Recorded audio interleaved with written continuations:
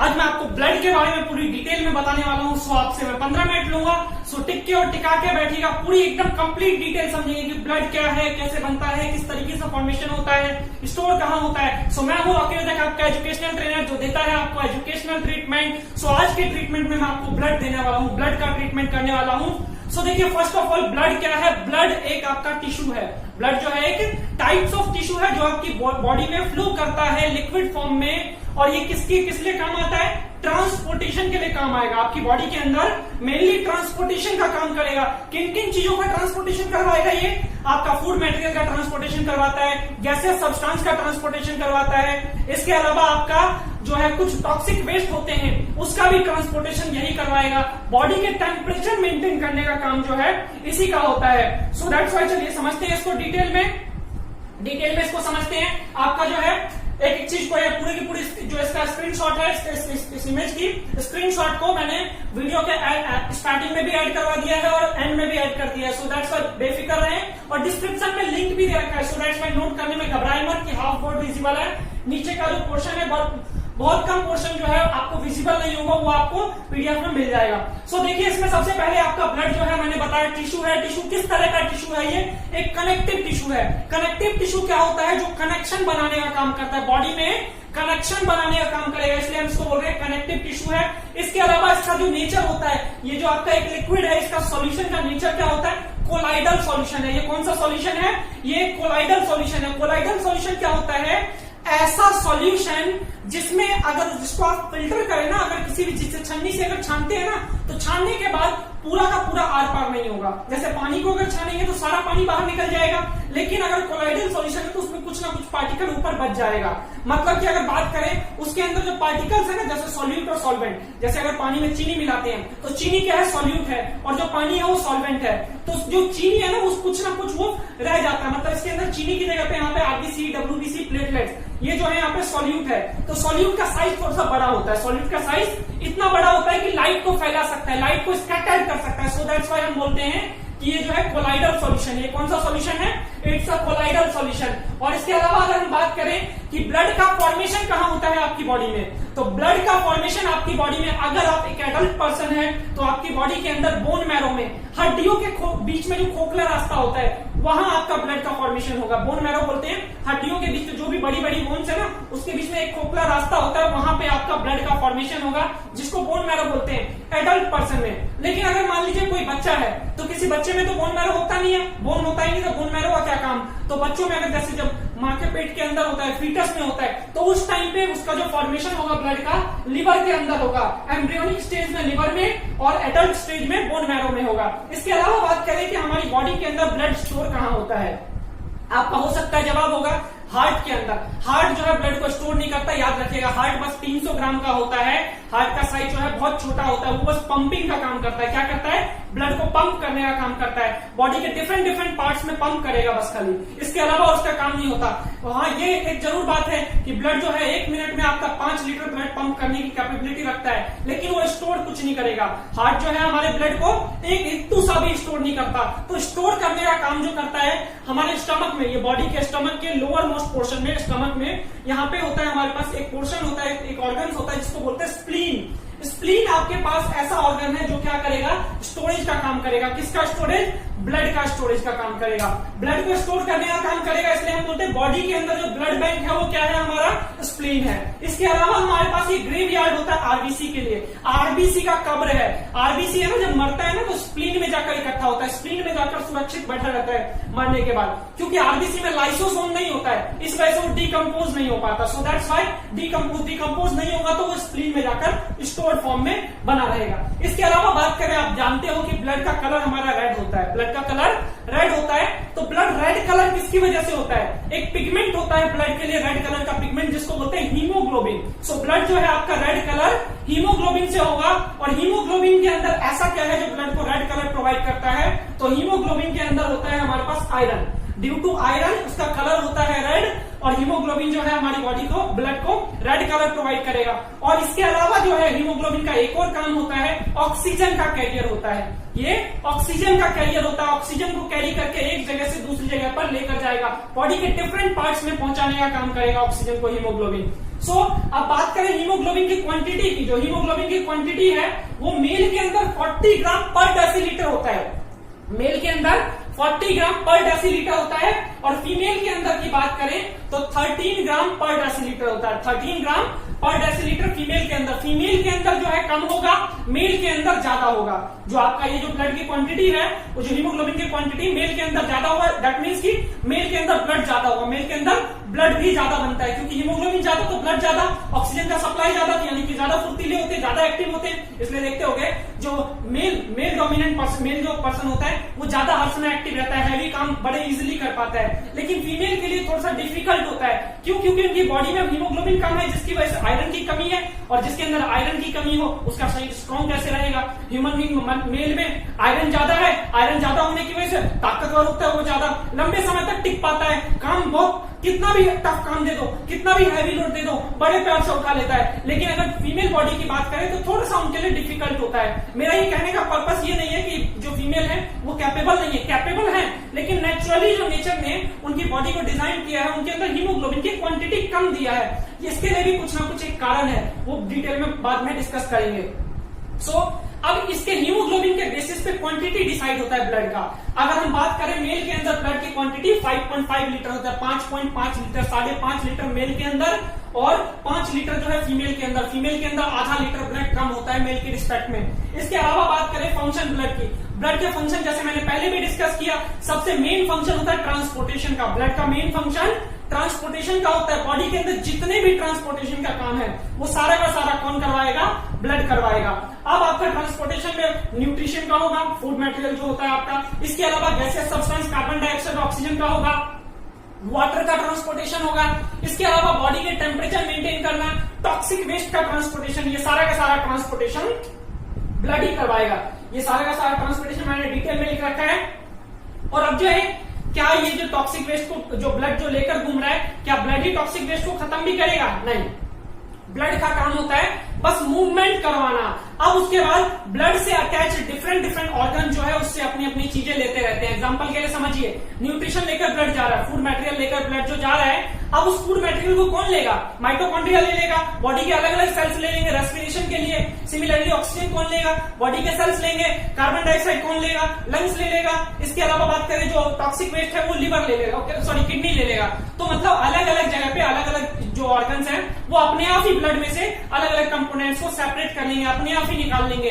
तो ब्लड बस लेकर घूमता रहता है, ब्लड बॉडी के अंदर लेकर इधर से उधर घूमता रहता है। जिसको जिस चीज की जरूरत होती है वो अपने आप ही उसके अंदर से निकालता है और आगे बढ़ जाता है, उससे ले लेता है। और फिर उसके बाद उसके अंदर कुछ मिलाना भी होता है, मिला देता है, क्योंकि बस इसका काम है लेकर जाना। क्या लेकर जाना है, क्या नहीं लेकर जाना है, वो ये डिसाइड नहीं करता, वो डिसाइड करता है सेल ऑर्गन। और क्या निकलेगा क्या डलेगा वो सेल ऑर्गन, मतलब कि बॉडी ऑर्गन्स अपने आप ही डालते रहते हैं, अलग अलग ऑर्गन्स। सो ये होता है ब्लड का फंक्शन। अब इसके बाद बात करें कि ब्लड बना क्या, ब्लड के अंदर क्या कंपोनेंट्स है, किन किन कंपोनेंट से ब्लड मिलकर बना है। तो ब्लड के अंदर मेनली दो कंपोनेंट्स होते हैं। कौन कौन सा? एक सॉलिड कंपोनेंट होता है, एक लिक्विड कंपोनेंट होता है। सॉलिड लिक्विड ये होगा और सॉलिड कंपोनेंट ये होगा। ब्लड का लिक्विड पोर्शन 60% होता है लगभग। ब्लड जो लिक्विड होता है ना, जो आपका पानी की तरह लिक्विड होता है, दूध की तरह लिक्विड होता है, किसकी वजह से होता है? प्लाज्मा की वजह से। प्लाज्मा की वजह से बॉडी के अंदर आपका 60% प्लाज्मा होता है ब्लड में। और इसके अलावा रिमेनिंग 40% जो है आपका क्या होगा? कॉर्पसल्स बोलते हैं। 40% जो रिमेनिंग है इसको कॉर्पसल्स बोलते हैं। मैं लिख देता हूं 40%। कॉर्पसल्स क्या है?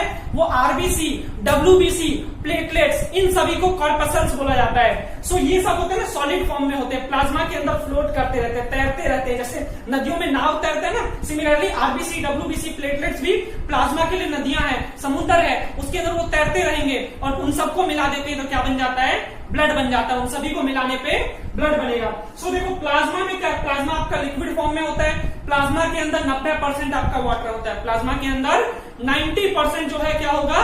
वाटर होगा। अब 10% जो है न्यूट्रिएंट्स होता है। 10% न्यूट्रिएंट्स होता है। न्यूट्रिएंट्स में क्या? प्रोटीन्स होगा, फैट्स होगा, इसके अलावा और भी विटामिन वगैरह भी होते हैं। सो प्रोटीन्स में आपका मेन प्रोटीन जो होता है फाइब्रिनोजेन होता है और इसके अलावा प्रोथ्रोम्बिन होता है। फाइब्रिनोजेन और प्रोथ्रोम्बिन होता है।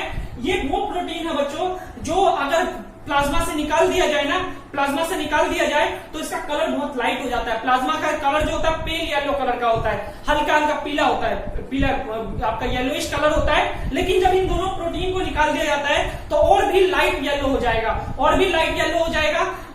लाइट येलो कलर का सब्सटेंस होता है ना, उसको बोला जाता है सीरम, जिसका यूज करते हैं ब्लड टेस्टिंग के लिए। आपके डिसीज की टेस्टिंग के लिए जो यूज किया जाता है ना, वो सीरम ही यूज करते हैं। डिसीज की टेस्टिंग के लिए सीरम का यूज किया जाता है, उसी से आपको पता लगाया जाता है कि आपको कौन सी बीमारी है। इसके अलावा बात करें जो कॉर्पसल्स हमारा, कॉर्पसल्स में आपका 3 पार्ट्स है। कौन कौन सा? RBC, WBC, platelet. आरबीसी जो है आपका 95% होता है, लगभग जो 95% जो है कॉर्पसल्स का, 40 में से 95% आरबीसी। इसकी क्वांटिटी भी बहुत ज्यादा होती है, लगभग आपका 50 लाख होता है आपकी बॉडी के अंदर। और इसके अलावा डब्ल्यूबीसी की बात करें तो डब्ल्यूबीसी जो है थोड़ा सा कम होता है। डब्ल्यूबीसी की क्वांटिटी बहुत सबसे कम जो होता है ना कॉर्पसल्स में, डब्ल्यूबीसी की क्वांटिटी होती है। इसकी क्वांटिटी आपके पास 10,000 होता है, ओनली 10,000 होता है। इसके अलावा प्लेटलेट्स की बात करें तो प्लेटलेट्स जो है आपकी बॉडी के अंदर 2 लाख होता है।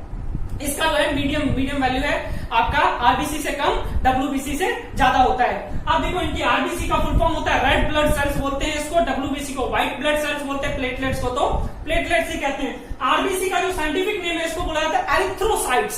साइंटिफिक नेम जो है इसका बोला जाता है एरिथ्रोसाइट्स। और इसके अलावा जो डब्ल्यूबीसी है उसको ल्यूकोसाइट्स बोलते हैं, और जो हमारा प्लेटलेट्स है उसको थ्रोम्बोसाइट्स बोला जाता है, उसको थ्रोम्बोसाइट्स बोलते हैं। सो देखो अगर आरबीसी की पूरी डिटेल में जाने, आरबीसी का नाम बताया आपको एरिथ्रोसाइट्स। इसके बॉडी के अंदर क्वांटिटी 50 लाख। इसकी लाइफ स्पैन की बात करें कितने दिन तक जीवित रहेगा, तो 120 दिन तक जीवित रहेगा। कितने दिन तक जिंदा रहेगा?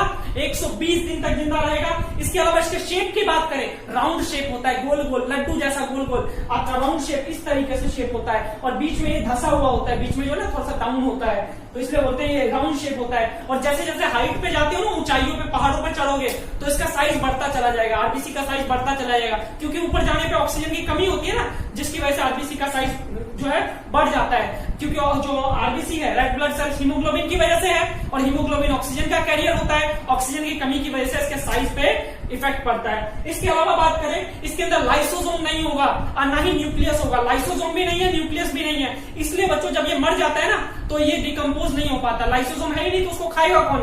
तो इसलिए वो जो है ना स्टोर रहता है कहाँ? स्प्लीन के अंदर। स्प्लीन में जो इकट्ठा रहता है इसको बोलते हैं ग्रेवयार्ड।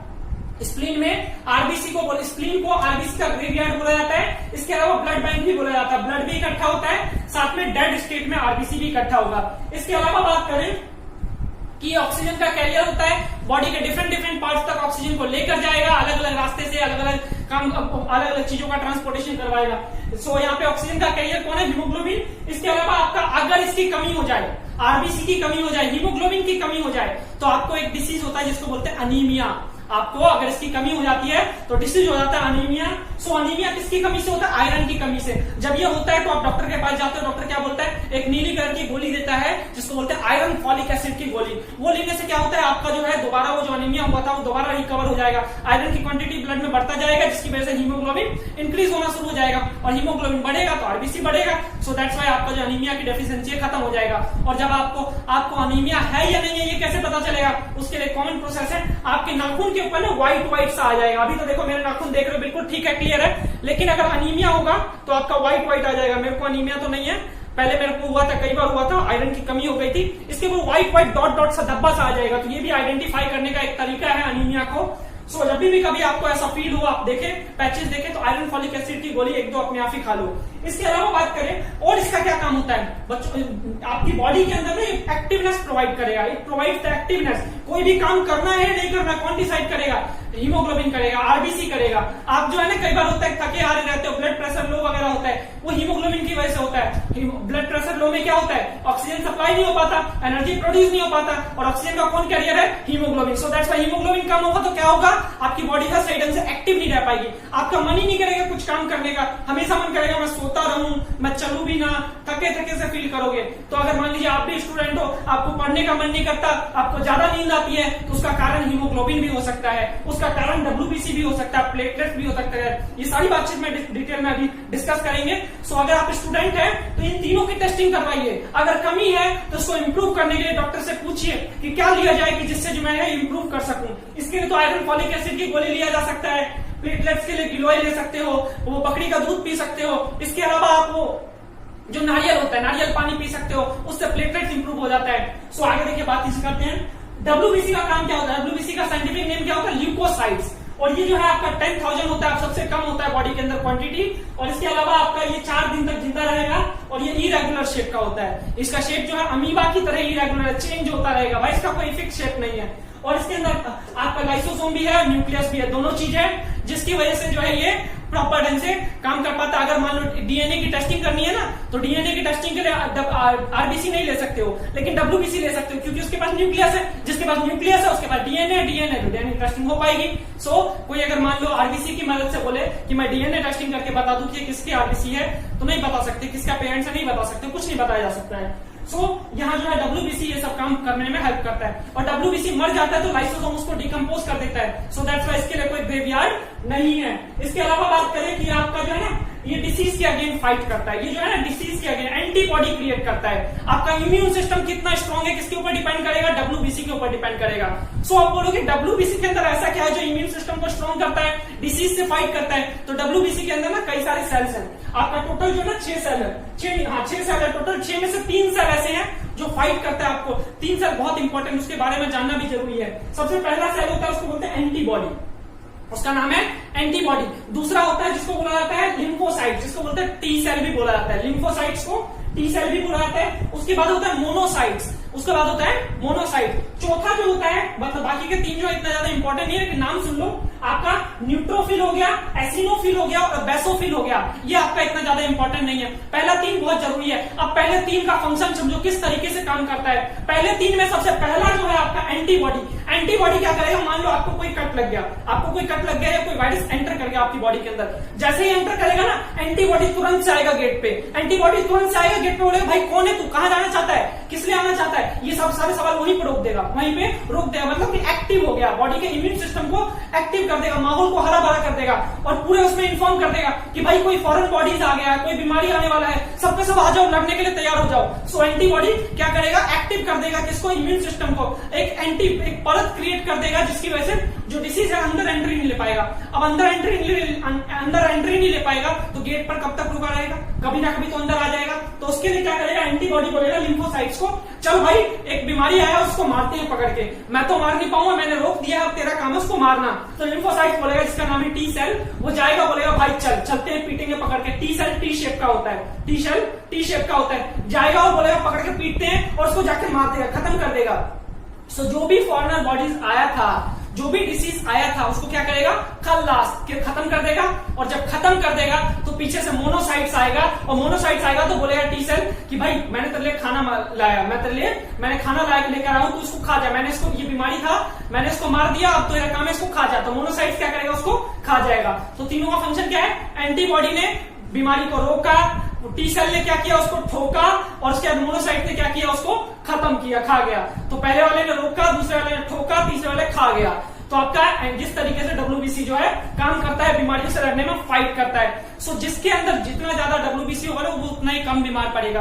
अगर मान लो आपकी बॉडी के अंदर 10,000 डब्ल्यूबीसी है ना, तो आप जल्दी बीमार नहीं पड़ोगे। लेकिन डब्ल्यूबीसी की क्वांटिटी कम है तो बीमार पड़ते रहोगे जल्दी जल्दी, क्योंकि इम्यून सिस्टम स्ट्रांग नहीं है। और इम्यून सिस्टम स्ट्रांग नहीं है तो कैसे जिंदा रहेंगे भाई, कैसे किसी बीमारियों से लड़ेंगे। तो आपकी जो बड़ी बड़ी बीमारियां होती है, HIV, कैंसर, ये जो एड्स वगैरह होता है, उसमें क्या होता है, जो वो इम्यून सिस्टम वीक हो जाता है। इम्यून सिस्टम वीक होने का पर्पस क्या होता है, ये बीमारी जो है मोनोसाइट जो टी सेल जो लिम्फोसाइट्स जिसको बोलते हैं, लिम्फोसाइट्स को किल कर देता है, लिम्फोसाइट्स को मार देता है, जिसकी वजह से जो कोई भी बीमारी है वो एंटीबॉडी ने तो रोक दिया, लेकिन उसको मारने वाला तो कोई नहीं है ना, और जब तक वो मरेगा नहीं, मोनोसाइट्स खाएगा नहीं। सो दैट्स व्हाई हम डिसीज से फाइट नहीं कर पाते हैं, हम मर जाते हैं जल्दी, इम्यून सिस्टम वीक हो जाता है और वो बीमारी जो है हमारे ऊपर हावी हो जाता है। सो डब्ल्यूबीसी वहां पे फेल हो जाता है उस केस में। अब बात करते हैं प्लेटलेट्स का। प्लेटलेट्स क्या होता है, उसको थ्रोम्बोसाइट्स भी बोला जाता है। बॉडी के अंदर क्वांटिटी की बात करें तो 2 लाख है, जिंदा रहेगा 7 दिन तक, एक सेल 7 दिन तक जिंदा रहेगा, 7 दिन बाद मर जाएगा। और इसका शेप जो होता है कॉन्वेक्स शेप का। कॉन्वेक्स शेप क्या होता है, जो आपका कॉन्वेक्स लेंस इस तरीके का होता है ना, इधर से भी बाहर निकला हुआ, इधर से बाहर निकला हुआ। डिटेल में कॉन्वेक्स लेंस का मैंने बना रखा है चैप्टर, तो अगर आप नहीं जानते तो उसके बारे में डिटेल में जान सकते हैं, डिस्क्रिप्शन में लिंक दिया हुआ है। और इसके अलावा इसके अंदर भी न्यूक्लियस नहीं होता, न्यूक्लियस और लाइसोसोम यहाँ भी नहीं है। और इसके अलावा इसका काम क्या होता है, स्ट्रेंथ प्रोवाइड करना, इसका मेन काम होता है स्ट्रेंथ प्रोवाइड करना बॉडी को। सो स्ट्रेंथ, अब देखो इसने आरबीसी ने क्या किया था, आपको एक्टिव किया था कि भाई काम कर। डब्ल्यूबीसी ने क्या किया कि भाई वो भी आपको बीमारी से फाइट करने में हेल्प कर रहा है। आरबीसी ने एक्टिव किया, WBC ने बोला कि भाई तू काम करता रहे, मैं बाहर वाले को रोकता हूँ, बाहर कोई आकर तेरे को डिस्टर्ब ना करे, बीमारी जो है कोई परेशान ना करे, मैं उससे लड़ूंगा। और प्लेटलेट्स क्या करेगा, आपको कितनी देर तक काम करना वो स्ट्रेंथ प्रोवाइड करेगा। जैसे कि जो लॉन्ग टाइम तक काम कर पाते हैं ना, उसके अंदर प्लेटलेट ज्यादा होता है। जैसे मजदूर वगैरह होते हैं, लेबर वगैरह जो होते हैं, काफी लॉन्ग टाइम तक, लंबे समय तक काम कर पाते हैं। क्यों? क्योंकि इनके अंदर प्लेटलेट्स अच्छा खासा होता है, ठीक बना हुआ होता है। आरबीसी अच्छा खासा होता है, WBC अच्छा खासा होता है, इसलिए जल्दी बीमार नहीं पड़ते। लेकिन जो हाई प्रोफाइल के लोग होते हैं, खास करके जिनका बाहर आना जाना नहीं होता, जो घरों में ही रहते हैं, जो कभी डस्ट से नहीं लड़े, कभी छोटे मोटे वायरस से नहीं लड़े, उनका क्या होता है, थोड़ा सा भी अगर मान लो डस्ट भी है, शुरू हो जाता है, स्नीजिंग होना शुरू हो गया, बीमारी होना शुरू हो गया। उस केस में क्या, उनका क्या है कि भाई ये जो है उनकी एंटीबॉडी एक्टिव नहीं है, उनके अंदर आरबीसी WBC प्लेटलेट्स की क्वांटिटी ठीक नहीं है। सो अगर चाहते हैं कि आपका बॉडी तंदुरुस्त रहे, सही ढंग से काम कर पाओ, लंबे समय तक टिक कर पड़ पाओ, तो उसके लिए आप एक बार टेस्टिंग करवा लो। और अगर किसी चीज की कमी है ना, तो आप डॉक्टर से मिलकर आप उससे पूछो कि भाई किस तरीके से इंक्रीज किया जाए, वो सारी बातचीत बताएंगे, रिकमेंड करेंगे, हेल्प करेंगे आपकी, और आप अपने आप को इम्प्रूव कर पाओगे। सो ये जो है आपके मैंने सारी बातचीत जो ब्लड के बारे में बताने की कोशिश किया, इसके बारे में और डिटेल में पढ़ेंगे। ब्लड के बारे में 2 पार्ट्स और आने वाले हैं, डिटेल में सारी चीजें बताऊंगा। ब्लड ग्रुप्स क्या होता है, कैसे काम करता है, और ब्लड की क्लोटिंग वगैरह कैसे होती है। ब्लड की क्लोटिंग में प्लेटलेट्स भी हेल्प करता है। प्लेटलेट्स, आरबीसी, WBC, ये तीनों के तीनों काम करते हैं क्लोटिंग में। सो ये जो है अगली सभा में बताऊंगा। तो आज के लिए इतना ही रखते हैं, फिर मिलेंगे अगली सभा में। तब तक के लिए दुआओं में याद रखिएगा। Goodbye, take care.